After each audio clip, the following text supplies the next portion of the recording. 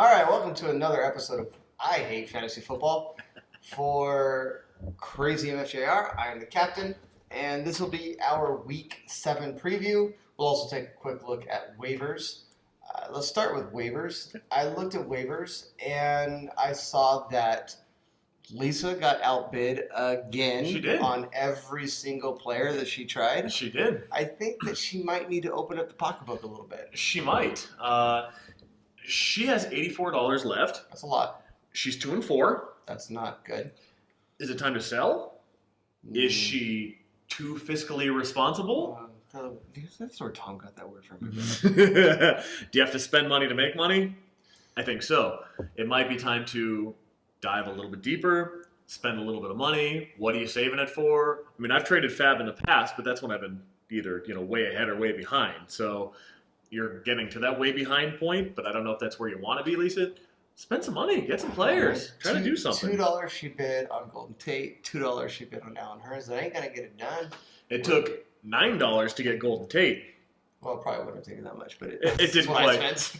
Honestly, I didn't know Golden Tate was on the waiver wire, so oops.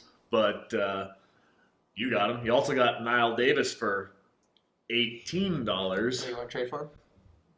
I gave you a 13th rounder. No. So we've gone through 6 or 7 weeks of waivers already. Let's go ahead and take a look at which of these waiver wire pickups through the last 7 weeks have been the best waiver wire pickups.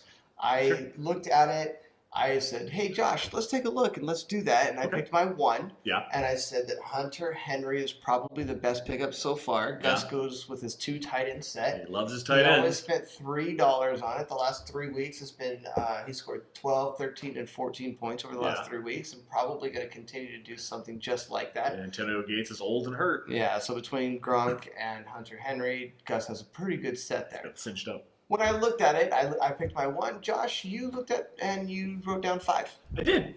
Well, it's 5 players. It's 6 transactions. So I picked out a few of the pickups over the year that I think have been the best. One was Matt Stafford by Tom twice. He picked him up for $1 the first time and then $3 the second time. I think he's going to stick with him this time because Stafford's proved to be pretty good. Well, he didn't start him the first time you got him. No, he didn't, and that's probably a mistake.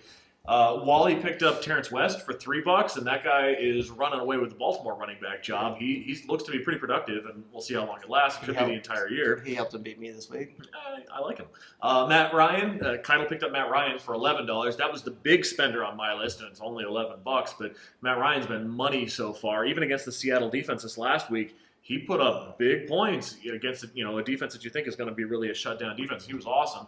Jordan Howard by you. You spent a whopping $0 on Jordan Howard. Cha-ching. That guy's pretty awesome. And Lisa, the surprise of Terrell Pryor for $0, and nobody saw that one coming. She did, but nobody else saw him coming, and he's been pretty darn good so far. I think my favorite out of that group is either Terrence West by Wally or Jordan Howard by you. Both those guys so far have really big roles, starting running back roles, and that's really valuable. And between those 2 players, you've spent a combined $3. Yeah. Now, if you notice on this list, none of the big dollar free agents, and we haven't had anybody go for big money. We made fun of Gus a couple weeks ago for spending on Jameis Winston. He spent $22. Kevin picked up a couple players, I think it was last week, for teens in the teens money wise. None of those guys really made the list, and that's a credit to the people in our league that we're picking up the players maybe a week ahead of the time that they would cost a lot of money, and we're spending very little money, $0, $1, $3, and these are the guys that have been the most effective so far and best pickup so far. So kudos to you guys. I mean, that's a real credit to, I guess, your scouting. Do we have a scouting department? I don't.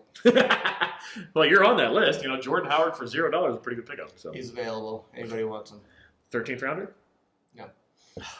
So a while ago, we had our draft, and we're looking at now about 7 weeks later. Who has stood out as being a really, really good pick? Once again, I asked Josh to take a look at it and pick his favorite, and once again, Josh picked 5 of his favorites. My favorite draft pick so far for the season has been DeMarco Murray by Kevin. I think he's somebody who has really helped make Kevin like the team he is today. He's doing a really good job so far. He was a middle round pick. Yeah, he was a 5th pick in the 4th round. Yeah, so it's gone very well for Kevin. And I think that was probably one of his best picks. I didn't see it. Yeah, it was awesome. Some of the picks that I saw that have been the best, looking back to, we're kind of close to the midseason point of the year. I'm going to give myself a little credit for taking Ezekiel Elliott 1-1. Now, obviously, I could have had any player, but that's also easy to overthink. It's easy to say, oh, I take this player because he's shown me in the past. I should take this player because he's been the best scorer. I should take this player. He's on the best team. I took a guy who I think has a high upside for the future and has been really, really good this year. So I'm going to give myself just a little pat on the back. And it is a little pat because obviously a 1-1, it's anybody that I want. But I'm just happy that so far I didn't screw that pick up. I also liked Wally's pick of Tom Brady at 6-1. Yeah, that's good. So first pick of the 6th round. Now, obviously, he had to sit 4 weeks, and Jordy struggled a little bit, and was hoping that Brady's come back. But he's come back for 2 weeks and has kind of set the house on fire so far. He's been really, really awesome so far. So Tom Brady. Yeah, he's been more than what we really kind of expected so far. So that was a great pick. Gus with LeGarrette Blount in round 8, pick 4. Yep. I mean, I didn't see it. He's been very, very consistent. I think he's only had 1 game that was less than double-digit points. He's been awesome so far. That's a great pick in the 8th round. I passed on him I think I took Travis Kelce before LeGarrette Blount went, and I'll trade you Kelce for Blount if you want to trade me for him. I actually saw it, and I was wanting to pick Blount, but I didn't have any picks between rounds whatever and whatever. Well, you can have some 13th rounders this year if you want them. I don't want your 13th rounders. Also, I think Lisa picked up Ware in the 12th round as a handcuff to Charles, but also through the first part of the year. He's been really, really productive. She didn't start him. Maybe it was this week or last week. It was this week. Yeah, would have helped, but that's okay. That was actually a very good move on your part, Lisa, not start him, so I really appreciate that. But other than that, that's another smart pickup. So these are some of the guys in the draft that I thought were the best so far. Now we'll see how the rest of the season plays out, but up until this point, these are some of the high points that I've seen so far. Besides Zeke, you want to pick one? Yeah, probably if I had to go and pick the most valuable, it's probably LeGarrette Blount, which is surprising. As an 8th round pick, if you get an every week starter who's going to give you 10 plus points every single week on a good team, who's going to stay healthy, who has a role, I think that's a great pick. I didn't see it, which is why I didn't pick him. But to Gus's credit, and I know he loves the Patriots. He always has the Patriots on his team with Gronk and maybe a couple others. And so, but that's a great pick. So far, I think that's the best one that I've seen. Okay. Let's go ahead and take a look at the Week 7. Week 7's coming up. Yeah. We've got some pretty big matchups actually coming up with Week 7. Yeah. The biggest one probably being you versus Kevin. Yeah, I agree. That's it's going to have some big rankings implications. I'm trying to gear up for this one. I keep offering 13th round picks for some extra players here and there to try to strengthen my team. I'm going to go for the win. I know Kevin's going to go for the win as well, and that's probably the game that most of the league is going to watch scores. I mean, aside from their own, obviously.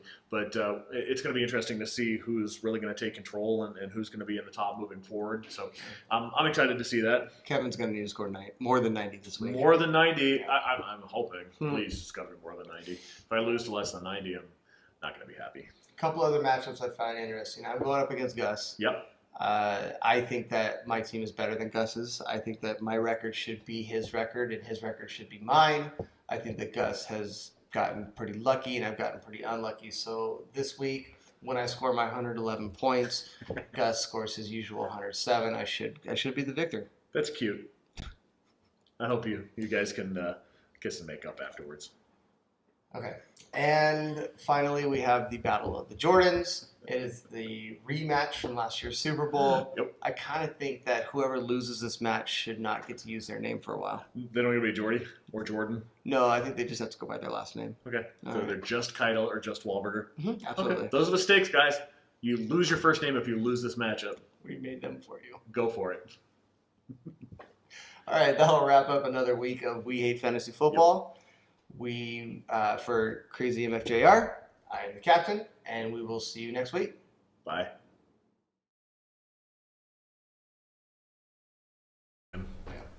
Count me down.